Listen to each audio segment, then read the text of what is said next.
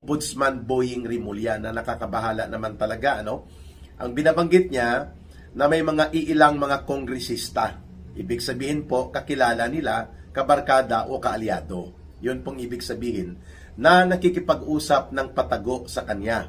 No? Yun ang tono eh. Discreetly telling him na kung pwede manahimik na lang, wag na silang mag-iskandalo pa, at wag nang maiskandalo pa ng todo, ibabalik na lang nila ang mga napakinabangan daw nila na mga pera mula doon sa mga maanomalya at pandarambong na style ng tinatawag na flood control projects na dinurobo ang mahigit 1 trillion pesos. Una, nakakabahala po ang ganyang style ng back channel talks o kaya patago at palihim ng walang pagbubunyag at walang lantad na paghahayag kung ano po ang mga napag-uusapan, anong terms, anong basis, at ano po ang dahilan kung bakit magbabalik ng pera o salapi o ari-arian. Yan po ay hindi dapat between kay Boying Rimulya lang. Sabi niya, ni Boying Rimulya, idudulog naman daw niya sa Sandigan Bayan. Ang Sandigan Bayan po is the Special Graft Court. Created ito by law. Ito po ay bahagi ng judicial system natin na lahat po ng kaso na may kaugnayan sa graft and corruption, plunder, and mga pagnanakaw, pangungurakot sa kaban ng bayan, particularly kung ang iyong salary grade level ay salary grade 27 and above, meaning mga mayor yata yan, paakyat na mga antas ng posisyon sa gobyerno, ang kaso mo sa pangungurakot at pandarambong o pag-aabuso sa poder at pagnanakaw sa kaban ng bayan ay sa Sandigan Bayan. Kung below salary grade 27 po, ang pagkakaalam ni Ka Eric ay sa Regional Trial Court. Ayun. So, ang binabanggit ni Boying Rimulya is a formula na tinatawag na plea bargaining. At dito papasok yung kanilang teorya ni Erwin Tulfo na nag-aabogadilyo para sa mga hindi naman siya abogado, kaya abogadilyo. Bend the law. Ito yung teorya ng bend the law na pwede mo namang hilutin ang batas para lamang magkaroon ka ng benepisyo. Pero mali po yun eh. The law may be harsh, but it is the law. Duralex sed lex. Alam yan ni Boying Rimulya. Hindi alam yan ni Erwin Tulfo. Si Boying Rimulya, nag-abogado yan eh. Kaya alam niya na ang batas, bagamat ito ay mabigat at istrikto at medyo hindi ganon kadali na tanggapin, harsh eh. The law may be harsh, but it is the law. Kaya hindi pwedeng i-bend. Duralex sed lex ang ibig sabihin yan. Ngunit dahil sa hindi niya kayang banggain ang baluktot na pananaw ni Erwin Tulfo, pumayag siya. Yun pala, ang restitution ay teorya niya na pwede namang wag na tayong magpagulo pa, wag na tayong magkaroon pa ng mga iskandalosong investigasyon, pwede naman pala nahilutin at doon na lang magkaroon ng plea bargaining o pag-aarigluhan sa korte ng patago ng hindi na nagkakaroon ng pagkagalit ang mamamayan dahil nabubunyag ang iskandalo tungkol sa malawakan at malubhang korupsyon at pandarambong sa kaban ng bayan. Mali din po ito na pananaw sapagkat mauulit lamang po ang kasalanan kung ang pamamaraan ay babawiin lang ang ninakaw mo at sasabihin ka wag ka nang uulit sasabihin lang sa iyo ng gobyerno. Hindi katanggap-tanggap po ang formula na ito ni Boying Rimulya. This is a formula for disaster and a formula that will destroy and eventually malign and subvert yung proseso ng hustisya. Papakamasamain po nito at talagang idudurog nito ang pundasyon ng ating katarungan. Hindi po maganda na may ginagawa palang mga ganong hakbang si Boying Rimulya bilang ombudsman who must be and shall be at all times independent and objective, at ang interes niya dapat ay ang pagprotekta at pangangalaga ng interes ng mamamayang Pilipino laban sa mga tiwali, kurakot, magnanakaw at abusadong mga opisyal ng gobyerno. Lumalabas ngayon parang broker si Boying Rimulya, no? Broker ng transaksyon para lang mayroon daw mabawi Yan ang ibig sabihin ng restitution eh. May mabawi ka mula doon sa dinambong at dinarubo na kayamanan. Para ano pa na nagkakaroon pala ng mga kunwari investigasyon sa ICI, investigasyon diyan sa Senate Blue Ribbon Committee, kung ang gusto lang naman pala na formula ng tagapagsulong sana ng prosecution ng case build-up at ng case presentation sa court, which is the Ombudsman or the Office of the Ombudsman, ang kanyang formula ay makipag-arigluhan. Nako, alam ba ito ni Marcos Jr.? Malamang. Kasi nga, sila mismo ay sangkot dito bilang mga mastermind. Ang iniiwasan dito ni Boying Rimulya ay sumambulat ng tudo-tudo ang mga ebidensya para magturo at magpakita na talaga namang ang pasimuno ng malawakang nakawan at pandarambong sa kaban ng bayan ay ang magpinsang ito, si Marcos Jr. at si Martin Romualdez. The rest ay mga actors and mga operators lang po nila, mga kababayan. So, una, mali, sapagkat kailangan po ipakita ano ang pagkakamali, ano po ang kasalanan, at ito ay dapat ay hayag at lantad na gagawin ni Boying Rimulya. Pangalawa, hindi pwede po na sila lang nag-uusap. Hindi po yan hustisya. Ito ang tinatawag na evil compromise. Ibig sabihin, nagbo-broker, nagiging special agent si Boying Rimulya in behalf dito sa mga tiwali, magnanakaw at mga kawatan at kurakot na mga kongresista at ilang mga opisyal ng gobyerno. Hindi lamang po ang habol natin dito ay maibalik ang pera at mga ari-ari ang pinagnanakaw o ang mga pera na ginamit para magkaroon ng billion-billion na worth, billions of pesos na worth of property. Mga eroplano, mga private jets, mga helicopter, mga resort, mga farms, mga negosyo, at iba't ibang mga ari-arian, mga mansion. Hindi lamang po yun, mga pera sa bangko, hindi lamang yun ang gusto nating bawiin. Ang ninanais din po ng mamamayang Pilipino ay maparusahan. Mahatulan, maparusahan, at mapagdusahan. Magdusa din po itong mga magnanakaw na ito, kaya nga hindi tayo nagkakaroon ng tuloy-tuloy na reforma sa gobyerno sapagkat nagkakaroon tayo ng tinatawag na culture of impunity. Yung kultura ng walang paghatol at walang pagdusa na mangyayari sa iyo kahit na ikaw ay magiging magnanakaw, abusado at kawatan at mandurubo sa gobyerno.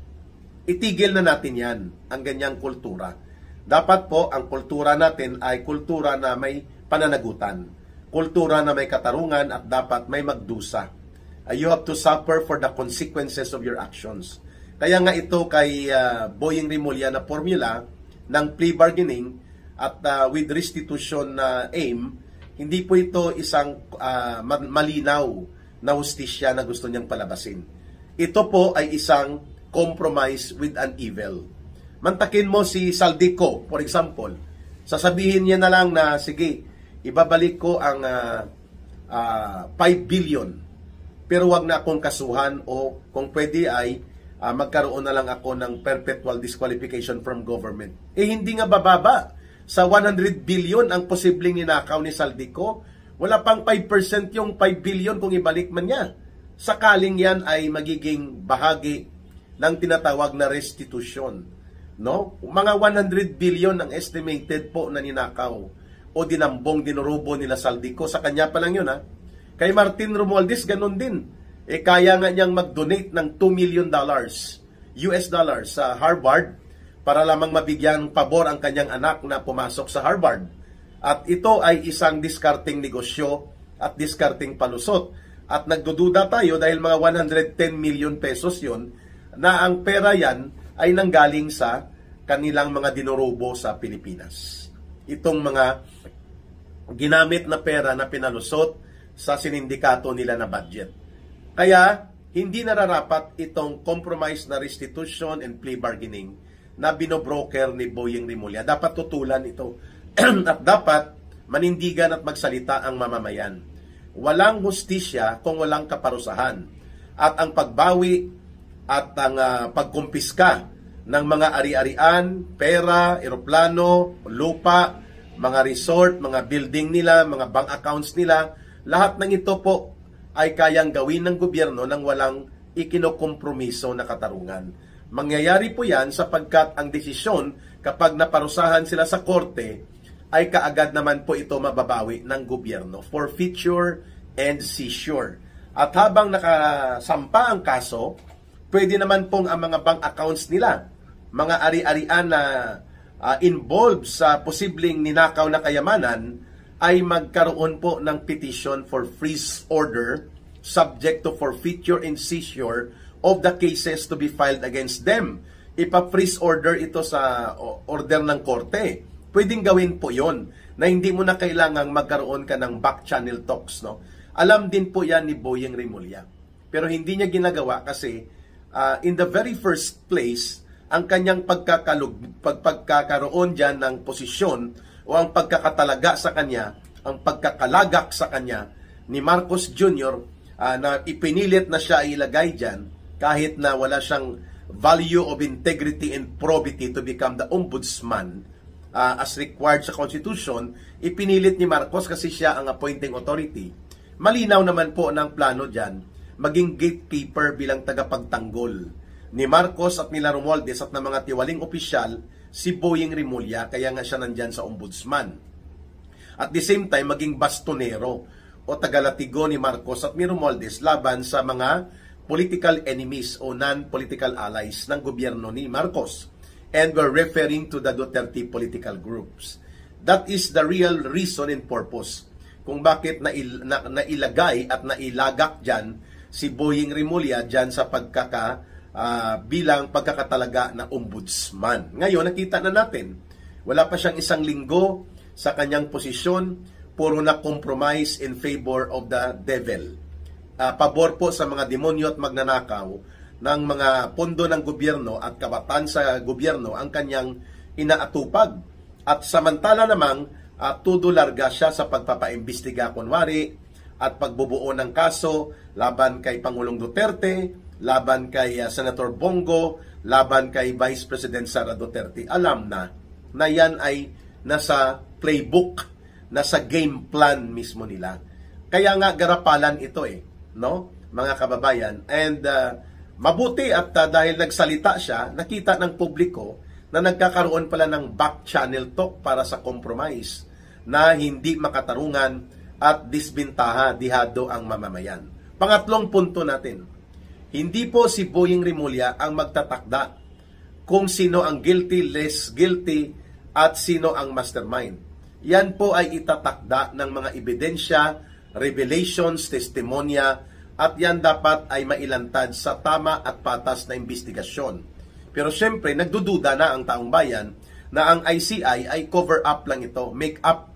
Hindi naman po ito totoong investigative body sapagkat ang nagbuo niyan si Marcos. Alangan namang paimbestigahan niya ang sarili niya at ang kanyang bata-bata at mga alipores, hindi damay-damay sila at magkakaroon sila ng problema sa kaso. Siyempre, hindi doon patungo ang ICI. Supposedly, yan ang complementary role. Yan sana ang magiging papel ng tinatawag nating Senate Blue Ribbon Committee kung nanatili ito na malaya, may integridad at mayroon pong objective and impartial na kapasidad, no? Na kagaya dati ng pinamumunuan ito ni Senator Marcoleta, nag-realign na recapture ang majority ng mga numero ng senador at sila ay pumanig kay Marcos kaya tinanggal si Marcoleta at nagiging kontrolado ni Tito Soto at ni Ping Lacson ang Senado na sinasabi ito ay extension ng mga special operations ngayon ni Marcos. And they have the numbers, no, 14 or 15. Majority po yon, ano? At nakita naman natin na ang priority ni Tito Soto ay hindi po ang tungkol sa flood control projects na ma-uncover at mailantad sa mamamayan ang malawak at malalim na pagkakasangkot ng gobyerno ni Marcos at mga kaalyado nito, lalo na si Martin Romualdez na itinuturong co-architect ni Marcos kung bakit ang budget for 2023, 2024, 2025 ay hanggang ngayon pati sa 2026 pinagdududahan na sinisindikato at iniistapa para durubuhin. Kagaya ng mga flood control projects, insertions, realignment and mga sagasa, parking na mga style, itatago nila sa mga agencies of government, ang mga insertions at mga realignment, at pati mga unprogrammed appropriations by the hundreds of billions hanggang sa umabot na sa trillion pesos.